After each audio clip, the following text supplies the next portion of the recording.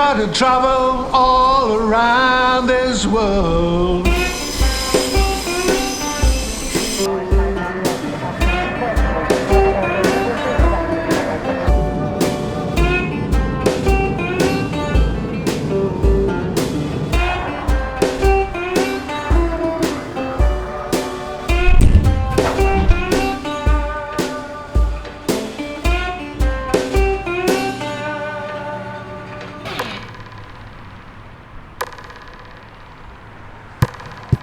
Je suis arrivé sur les îles Canaries, une île que je ne connaissais pas du tout, une île assez sèche, hein, c'est assez désertique.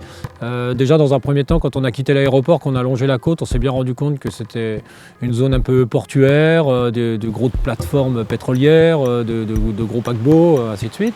Ensuite, Las Palmas, c'est une ville très industrialisée, c'est une ville moderne, urbaine, des tours, voilà. On est arrivé 2 jours avant, ça nous a donné la possibilité de rapidement faire une petite balade dans le nord, découvrir les sentiers, l'ambiance un petit peu du parcours. C'était juste ça, se dégourdir les jambes. C'est pas tout seul, hein. Il y avait 2 personnes en plus qui n'ont pas l'habitude de voyager avec nous. C'était Aurélien Collet, que je ne connaissais pas du tout. Alors je m'appelle Aurélien Collet, j'ai 34 ans, bientôt 35 hélas. Ça fait 4-5 ans que je fais du trail et c'est vraiment ma 2e grosse course. J'ai fait la diagonale donc en octobre dernier. Là c'est un peu... je remets un pied dedans pour voir si on peut concrétiser ça. Un coureur très discret, qui fait pas beaucoup de bruit, qui s'exprime pas beaucoup, mais vraiment adorable, charmant. On a vraiment échangé, on a pu apprendre des tas de choses à ses contacts, c'était vraiment bien. Brice qui est un coureur local, hein, qui de plus en plus vient courir avec moi. Je me présente, donc je suis Brice Jacot. Donc, j'ai 35 ans, je fais partie de la team trail développement Oka One One. J'ai débuté le trail il y a 3 ans, là j'entame ma 4e année. Je fais de l'ultra trail, j'aime bien repousser mes limites, j'aime bien la nature. C'est quelqu'un qui s'est rapproché de moi naturellement parce que voilà, il sait que je suis quelqu'un qui préfère tirer vers le haut que de niveler par le bas. Donc dans tous les cas, s'il vient à côté de moi, il n'y aura pas de sentiment, quoi, hein. On n'est pas là pour lui dire éventuellement c'est pas grave, ça ira mieux, quoi. Moi je lui dis les choses franchement, et je sais qu'il aime venir à mes contacts parce que je vais lui dire franchement les choses.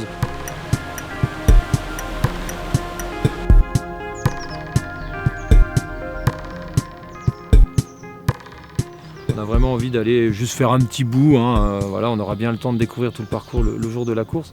Mais là, on va profiter d'aller ensemble, entre copains, faire un petit bout du parcours, découvrir un petit peu le sol, mais c'est beau, c'est vert. Donc voilà, c'est peut-être pas aussi minéral, peut-être qu'ailleurs ça le sera, hein, mais c'est pas non plus que ce qu'on croyait très sec, très minéral. Donc je pense qu'on va faire un bon petit bout, là, on va courir à peu près 5-6 km tranquillement.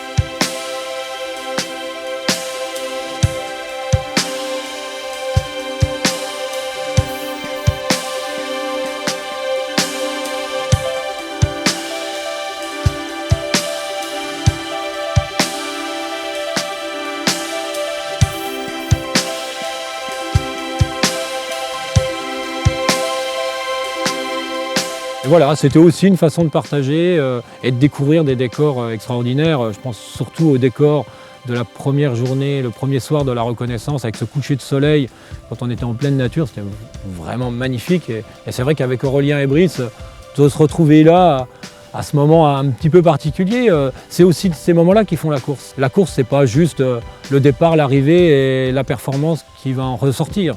La course, c'est aussi tous ces moments de partage, d'échange, aussi bien avec des coureurs, aussi bien avec un environnement et une découverte d'un pays. C'est aussi l'intérêt d'un voyage tel que les Canaries.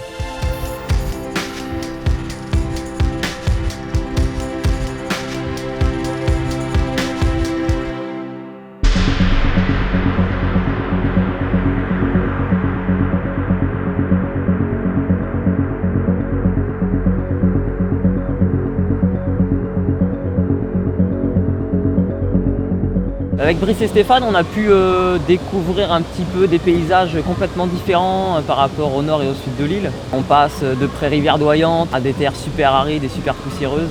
Je pense que c'est des paysages qu'on verra forcément pendant la course. Je pense qu'on va en prendre plein les yeux, on va être assez surpris. C'est peut-être prétentieux, bon les 126 bornes ne me font pas peur, hein, c'est pas le premier ultra. Par contre c'est le premier ultra de l'année. Je suis vosgien, donc là il y a une semaine j'avais encore les pieds dans la neige, donc c'est ça qui me fait un petit peu peur. On a eu quand même un hiver pas trop chargé en neige, mais les 2 dernières semaines il a commencé à vraiment tomber, donc on a eu plus d'1 mètre la semaine dernière. Donc pas mal de ski en prépa pour l'île tropicale. Pour moi, c'est depuis la Martinique où on s'était croisés.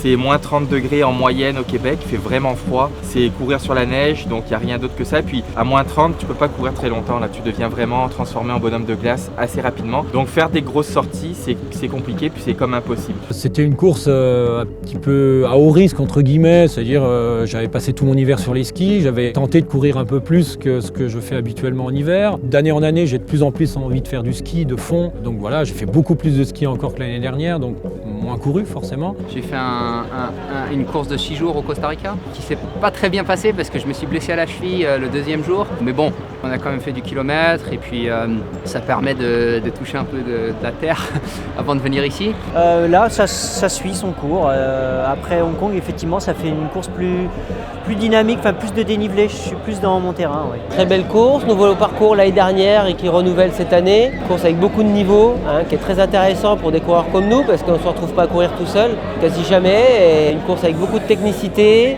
On peut avoir froid la nuit, très chaud sur le final. De quoi se régaler quoi. Donc là j'ai hâte de voir ce qui va se passer là sur 125 km d'impact. Avec la chaleur en ce moment, là il doit faire 25-28 degrés. Là je trouve ça vraiment plus difficile. C'est globalement technique, beaucoup de cailloux, beaucoup de poussière, un air très très sec qui assèche vraiment la gorge.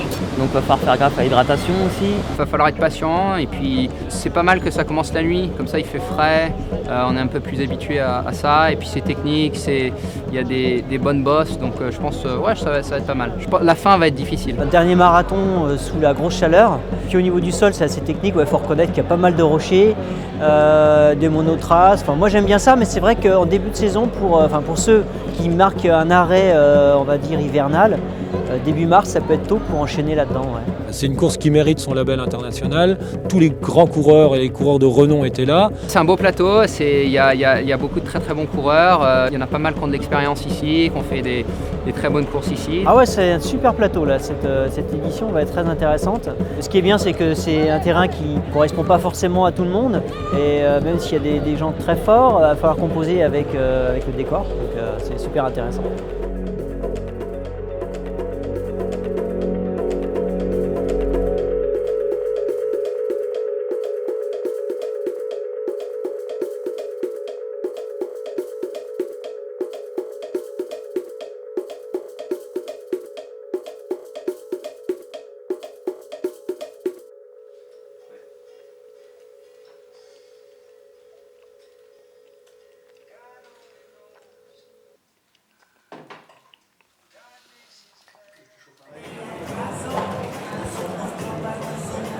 Muy importante, volvemos a recordar que pasaron por la zona de check-in.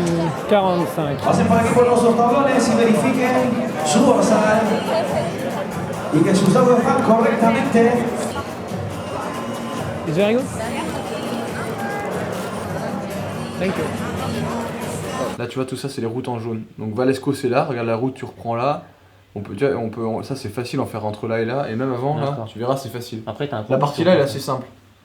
Bon bah là c'est Terror là. Donc attends Valesco 51e kilomètre. 50e. Ouais 50. Ouais.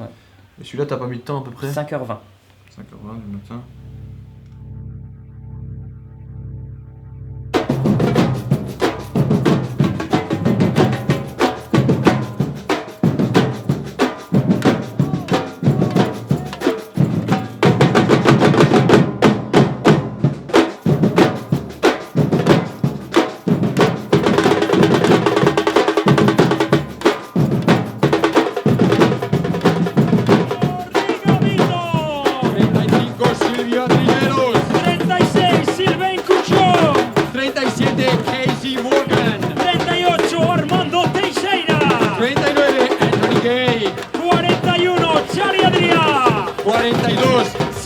Sherpa. 43, Remigio Caral. Vidal. 44, Sylvain Camus.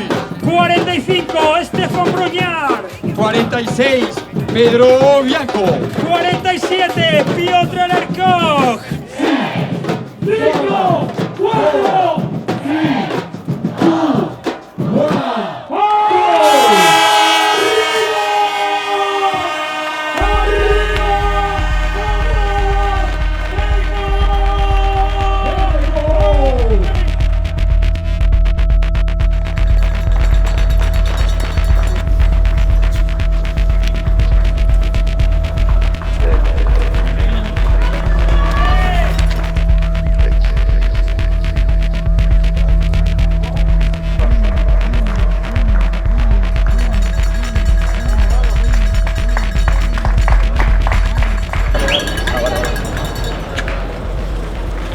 Change la frontale, ça.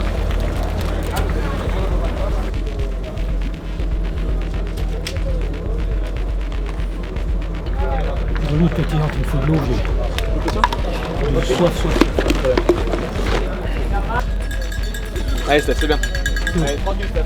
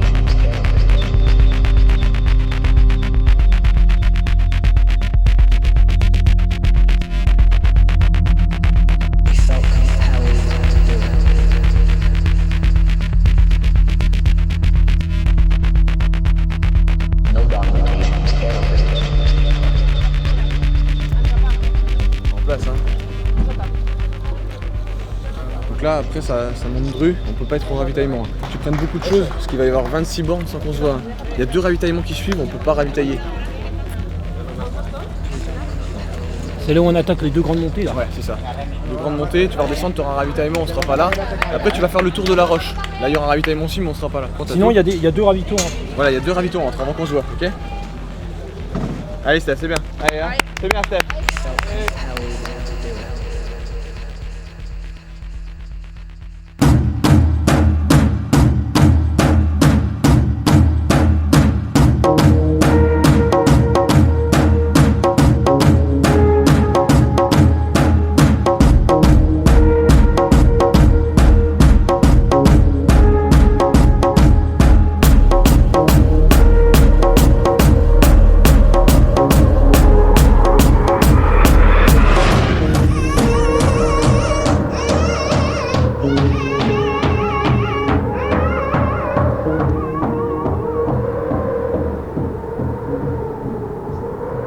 Moi, ma course, elle s'est passée de façon très idéale, hein, jusqu'à mon arrêt au 80e kilomètre. Donc moi, je suis parti à mon train. J'ai toujours été à ma main, entre guillemets, toujours bien concentré sur mon sujet. J'avais une progression qui était la mienne, fluide, assez féline. Et ça m'a bien plu jusqu'au 60e kilomètre où, assez bêtement, en sortie d'un ravito, je me tords la cheville comme on se tord la cheville assez souvent en trail. Hein. Ça nous arrive assez souvent, mais sans plus, sans conséquence.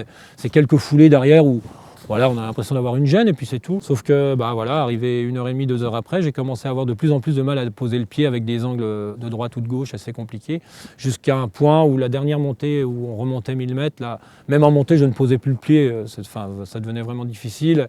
Et puis arrivé au ravitaillement du 80e kilomètre, effectivement, je me suis penché sur le sujet. En regardant ma cheville, je me suis quand même bien rendu compte que c'était peut-être plus grave que ça aurait pu l'être. Au point de ne plus poser le pied, de s'être arrêté, enlever la basket, je ne posais plus le pied. Enfin voilà, c'était plus possible physiquement, c'était pas la peine de s'endommager.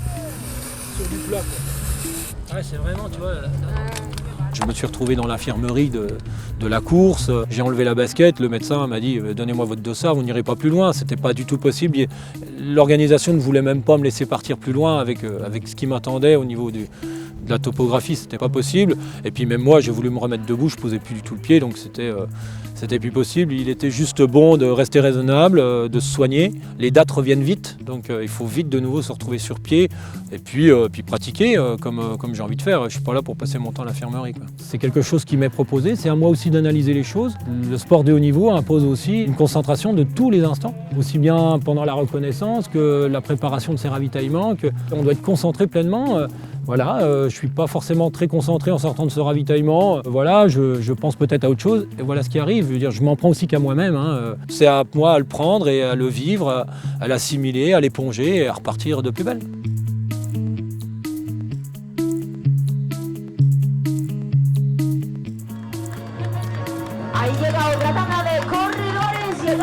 Chaque fois que maintenant je prends le départ des courses, tout aussi belles qu'elles soient, ou même de moindre niveau, les records sont de plus en plus souvent battus. C'est une logique implacable, c'est un sport jeune, bon il a 10 ans ce sport-là, on va dire vraiment.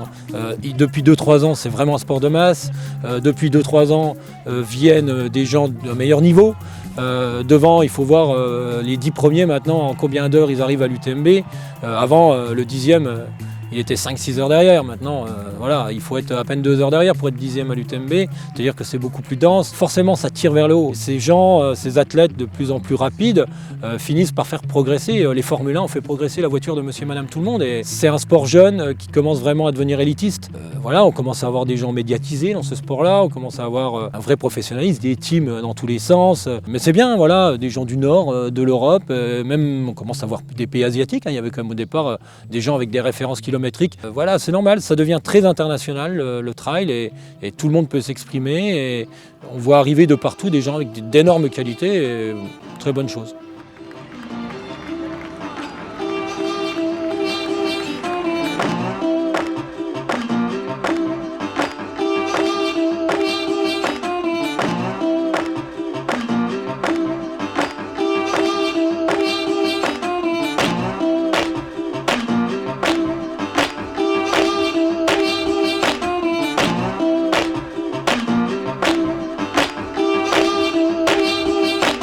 I tell you,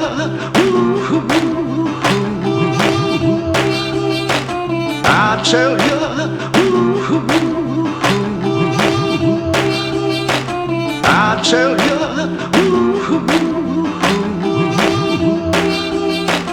I tell you.